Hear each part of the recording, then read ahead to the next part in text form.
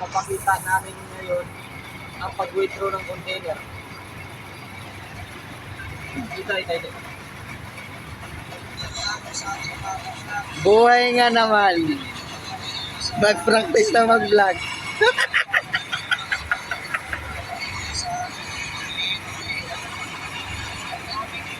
Ito na wala magawa sa buhay. Ayaw na. Woo! Boring kasi dito guys eh. Ay, ito, i-editing mo na daw. Tapos.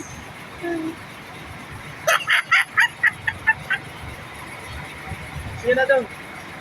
Paano mag-edit? Ito, parang introduction na, try it. Try it ba? Cancel. Cancel mo na. Ha?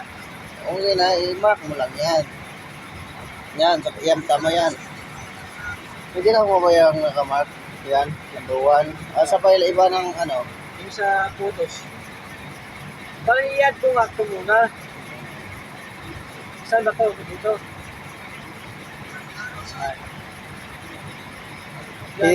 Hirap magturo ng beginners eh. Lalagyan mo ng kano. Tapos, i-space. Paano mag-space dito? Delete mo muna yung ano. Yung sa CapCut niya. Delete mo. Ayan.